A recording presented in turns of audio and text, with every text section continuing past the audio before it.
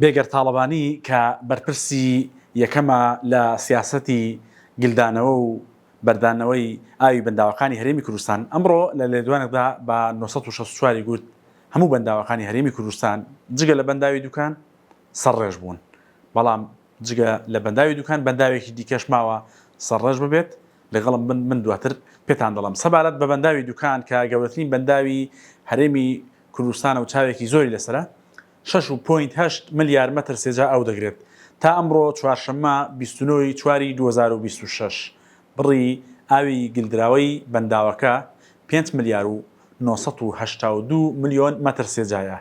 واتە کەمتر لە 1 ملیاری ماوە بۆ ئەوەی سەرڕێژ ببێت و تەنیا پێویستی بە 870 ملیۆن مەتر سێجای دیکە هەیە. ڕوونتر پێتان بڵم ئێستا بەنداوی دوکان لە 1970 پڕ بووە و تەنیا لە 12 ماوە. ئەگەر بە مەتریش حساباتی بۆ بکەین ئەوە بەنداوەکە 511 مەتر لە ئاستی ڕووی دەریاوە بەرزە تا ئەمڕۆ 507 مەتر و 56 سانتیمەتر ئاوی تێدایە، واتە تەنیا 3 مەتر و 44 سانتیمی ماوە بۆ ئەوەی سەرڕێژ ببێت. دەزانم لە زاخۆ تا خانەقین چاویان لە گڵماوسەکەی بەنداوی دوکانە و چاوەڕێن بزانن کەی سەرڕێژ دەبێت، بەڵام ئاماژەکان بەو ئاراستێن 970 ملیۆن مەتر سێجا ئاوێکی زۆر نییە بۆ ئەوەی سەرڕێژ ببێت، بەڵام ئەوە کەوتووەتە سەر ڕێژەی بارانبارینی دووسێ هەفتەی داهاتوو و هەروەها ئەو بڕە ئاوەی کە پێویستە بۆ ئەوی بچێتە ناو بەنداوەکە و سەرڕێژی بکات. بۆ نمونە ئەمڕۆ ئاوی گلدراوەی بەنداوەکە لە هەر چرکەیەکدا کەمتر لە 500 مەتر سێجا، واتە ئەگەر هەر بەم شێوازە بێت تا 20 ڕۆژی تر ئینجا سەرڕێژ دەبێت، بەڵام ئەگەر بێت و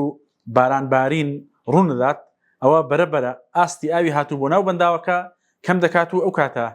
ماوەی پڕبوونی بەنداوەکە درێژتر دەبێتەوە. بەنداوێکی دیکەمان هەیە لە هەرێمی کوردستان کە سێم گەورەترین بەنداوی هەرێمی کوردستانە و گەورەترین بەنداوی هەولێرە کەویش بەنداوی گۆمەسپانە. بەنداوی گۆمەسپان کە 100 ملیۆن مەتر سێجا ئاو دەبات تا ئێستا کە من قسەتان بۆ دەکەم کە 29/4/2026 تەنیا 25 ملیۆن و شتێک ئاوی تێدایەوە تا هێشتا پێویستی بە 75 ملیۆن مەتر سێجا ئاوی دیکە هەیە بۆ ئەوەی سەرڕێژ ببێت. سروشت و هەڵکەوتەی ئەو بەنداوە بە شێواز دەکە کە